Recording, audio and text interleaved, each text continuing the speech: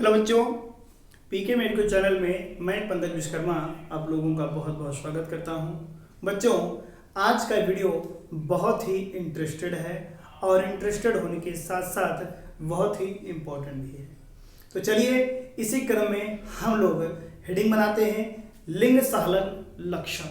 बहुत ही सरल शब्दों में समझाया जाएगा, लास्ट तक वीडियो को जरूर देखिएगा। चलिए स्टार्ट किया जाए। लिंग सहलन लक्षण यानी सेक्स लिंक्ड कैरेक्टर किसे कहते हैं, याद रखिएगा। लिखना कैसे है, लिंग सहलन लक्षण किसे कहते हैं? लैंगिक गुणसूत्रों पर पाए जाने वाले लक्षण जो कि वंशागति के दौरान माता पिता से उनकी संतानों में चले जाते हैं। ऐसे लक्षणों को लिंग सहलन लक्षण कहा जाता है। शब्द का मतलब समझ लीजिए। लिंग से तात्पर्य है लैंगिक गुणसूत्र। सहलग्न माने होता है साथ साथ लगे रहना, अर्थात लैंगिक गुणसूत्रों के साथ लगे रहकर जाने वाले लक्षण। कहां? उनकी संतानों में, माता पिता से उनकी संतानों में जाने वाले लक्षणों को लिंग सहलग्न लक्षण कहा जाता है। अगर वो लक्षण रोग के हैं, अर्थात रोग के लक्षण की वंशागति हो रही है, तो उन्हें हम लिंग सहलग्न रोग कहते हैं। अर्थात ऐसे रोग जो लैंगिक लक्षणों के साथ साथ उनकी संतानों में चले जाते हैं, लैंगिक गुणसूत्रों के साथ साथ उनकी संतानों में चले जाते हैं, ऐसे रोगों को हम लिंग सहलग्न रोग कहते हैं। इतना लिखने के बाद हम लिखेंगे जैसे उदाहरण। चलिए एग्जाम्पल के तौर पे हम लोग यहां पर लेते हैं वर्णांधता।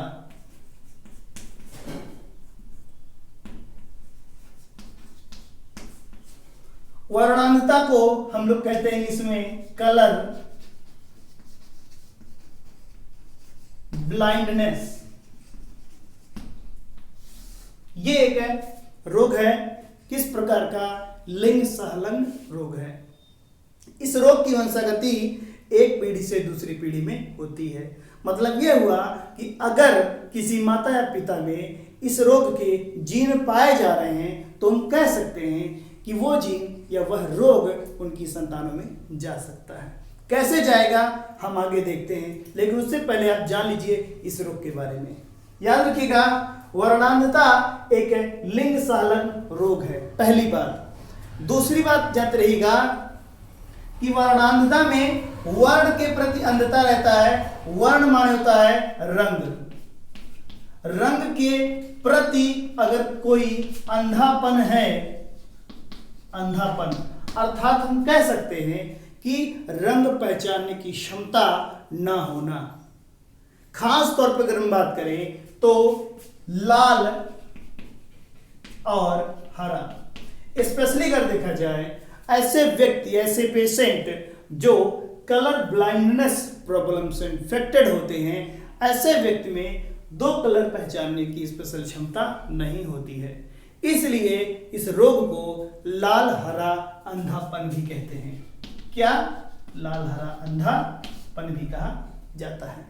इसे हम प्रोटॉन दोष, याद रखिएगा, इसे हम प्रोटॉन दोष या डेल्टोनिज्म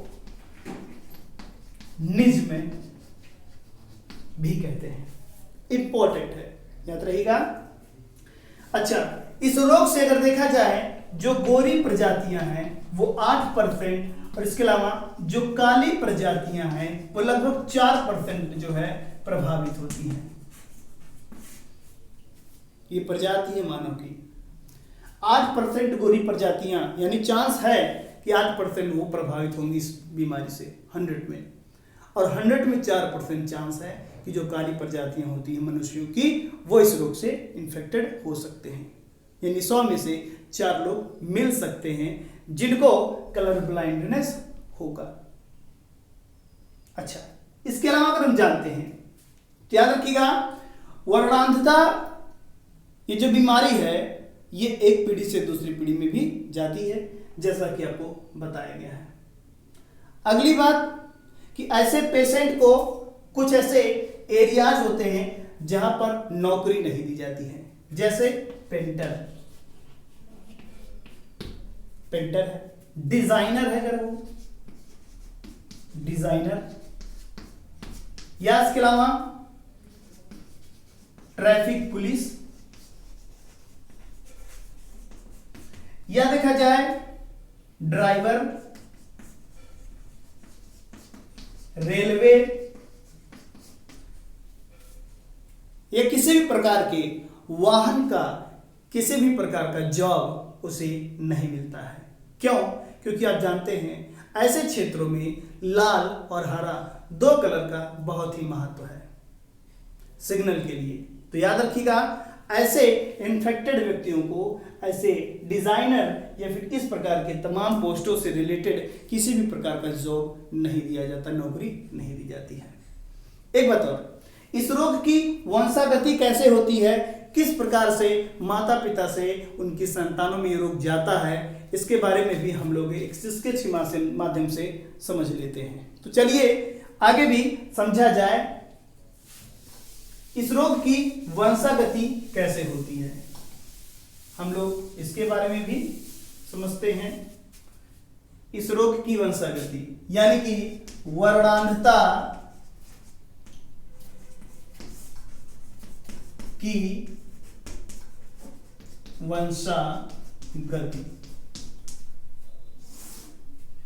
ये रोग एक पीढ़ी से दूसरी पीढ़ी में कैसे जाएगा, हम इसे स्केच के माध्यम से समझेंगे बहुत ही आसान तरीकों से। तो पहली बात आप ये जान लीजिएगा कि यह यक्ष संलग्न रोग है। यक्ष संलग्न रोग से तात्पर्य यह है कि इसके जो जीन होते हैं वो यक्ष गुणसूत्र पर पाए जाएंगे। लैंगिक गुणसूत्र का जो जोड़ा होता है उसमें से जो यक्ष धागा होता है उसी धागे पर इसके जीन पाए जाते हैं। तो चलिए हम वंशागति कराते हैं। माना अगर आपसे प्रश्न किया जाए, आपसे प्रश्न किया जा रहा है, पहला प्रश्न है कि अगर पिता वर्णांध है और माता सामान्य है, अगर पिता वर्णांध है और माता सामान्य है तो उनके पुत्रों में इस रोग की वंशागति कैसे होगी, आइए वो चेक करते हैं। तो चलिए हम लोग स्टार्ट करें। पिता में कौन से गुणसूत्र होंगे, एक्स वाई, माता में क्या होगा, एक्स एक्स। तो पिता क्या है, वर्णांध है, यानी कि पिता में प्रॉब्लम है। याद रखिएगा, जैसा कि बताया गया है कि इसके जो जीन हैं वो यक्ष गुणसूत्र पर पाए जाएंगे और पिता में यक्ष एक ही है। तो यहां पर हम कलर ब्लाइंडनेस का जो सिंबल है सी दिखा देते हैं, सी फॉर कलर ब्लाइंडनेस। तो पिता के एक्स गुणसूत्र पर ये जीन है। आइए वंशागति कराते हैं। तो यहां हो गया एक्स सी एक्स, ध्यान दीजिएगा। नेक्स्ट ये भी एक्स सी एक्स, यहां इसको देखते हैं एक्स वाई, यहां इसको देखते हैं एक्स वाई। तो यहां पर आप देख रहे हैं पुत्री है, ये भी पुत्री है, ये पुत्र है और ये पुत्र है। दोनों केस में आप एक बात जान लीजिएगा, हमेशा याद रखिएगा, अगर पुत्री में दोनों सेट में से किसी एक पर है जीन तो वो सिर्फ वाहक लिखा जाता है। क्या लिखा जाता है, वाहक। अर्थात इसका मतलब यह हुआ कि इनकी पुत्रियों में यह बीमारी नहीं है लेकिन उनके अंदर उस बीमारी के जीन हैं। ये बात आप जानते रहिएगा। यानी कि यहां पर भी क्या है, ये पुत्री क्या है, वाहक है। अर्थात हम कह सकते हैं कि इनकी दोनों पुत्रियां क्या हैं, वाहक होंगी और दो पुत्र क्या होंगे, सामान्य। सामान्य यहां पर किसी भी एक्स पर सी नहीं दिखाया गया है, अर्थात इनके पुत्र क्या है, सामान्य है। तो हम कह सकते हैं अगर पिता वर्णांध है माता सामान्य है तो हम कह सकते हैं कि उनके किसी भी पुत्र या पुत्री में ये बीमारी नहीं होगी, लेकिन इनकी जो पुत्रियां होंगी वो इस रोग की वाहक होंगी। अर्थात इनके अंदर ये जीन होगा और ये जीन इनके बेटे बेटियों में जा सकता है। चलिए केस चेंज करते हैं, दूसरा केस लेते हैं। एक दूसरा केस है, हम लोग ये केस बदल देते हैं, सेकंड प्रश्न उठाते हैं। चलिए, प्रश्न संख्या 2, पिता क्या है? सामान्य है। अगर देखा जाए पिता सामान्य है और माता क्या है? वर्णांध है। इस केस को उठा के देते हैं, तो उनकी संतानों में किस प्रकार से रोग की वंशागति होगी? चलिए दिखाते हैं। पिता यानी XY, माता यानी XX। एक बात याद रहेगा, अगर वर्णांध कहा गया है लेडीज में, तो दोनों गुणसूत्रों पर हम दिखाएंगे जीन को, क्योंकि दोनों सेम सेम है, हमेशा याद रखिएगा। तो यहां C दिखा देते हैं, यहां C दिखाएंगे। अगर दोनों में से किसी एक पर ही दिखाते हैं तो वो वाहक लिखा जाएगा, वर्णांध नहीं लिखा जाएगा। किस केस में? फीमेल के केस में, हमेशा याद रखिएगा। तो माता क्या है? वर्णांध है, अर्थात हम कह सकते हैं कि माता की जो दोनों गुणसूत्र हैं उन पर वर्णांधता के जीन होंगे, तभी इन्हें वर्णांध लिखा जाएगा। अदरवाइज किसी एक पर होगा तो सिर्फ और सिर्फ वाहक लिखा जाएगा। यानी कि जब वाहक होगा तो वर्णांध नहीं होगी, लेकिन उसके अंदर जीन होंगे। लेकिन यहां दोनों पर है, इसका मतलब वो वर्णांध है। चलिए दिखाते हैं कैसे वंशागति होगी। तो यहां पर आप ये लाइए XXC, फिर दूसरा XXC, नेक्स्ट XCY, Y इधर से, नेक्स्ट XCY। एक बात और, जैसा कि बताया गया, अगर फीमेल है, पुत्री है, और दोनों में से सिर्फ एक ही पर है जीन, बीमारी के जीन, तो वो वाहक लिखा जाएगा। अगर दोनों पर होता तो संक्रमित लिखा जाता, वाहक नहीं लिखा जाता। लेकिन अगर पुत्र का केस है और उसमें सिर्फ एक ही पर है, तब संक्रमित लिखा जाएगा।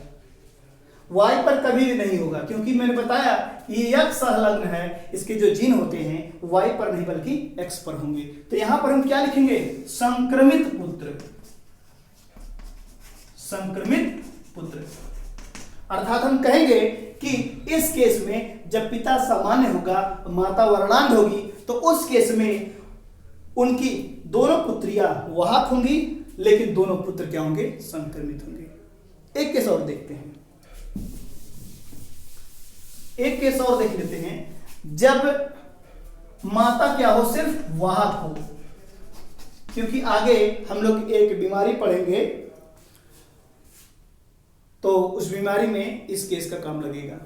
तो देखते हैं, पिता क्या है? सामान्य है, माता क्या है? वाहक है। वाहक मतलब सिर्फ एक पर दिखाएंगे, तब क्या होगा? ध्यान दीजिएगा,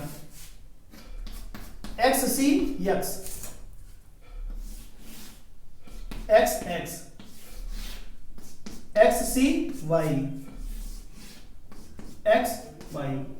यानी कि एक पुत्री क्या है? वाहक है, वाहक पुत्री है।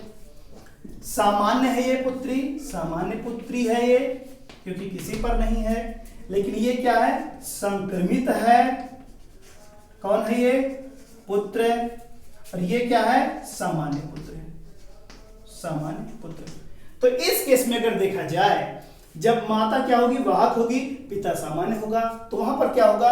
एक पुत्री वाहक, एक पुत्री सामान्य, एक पुत्र संक्रमित, एक पुत्र सामान्य। इस प्रकार का केस होगा। तो जैसे आपसे प्रश्न किया जाए वैसे आप जवाब दे सकते हैं। अगला जो हमारा टॉपिक बनेगा, वहां पर हमें एक और भी इसी प्रकार से एक नए जो है वंशागति को देखेंगे, एक नया आइडिया मिलेगा। तो इस प्रकार से आप किसी भी रोग की वंशागति करा सकते हैं। चलिए हम नए टॉपिक के साथ फिर मिलेंगे, तब तक के लिए नमस्कार।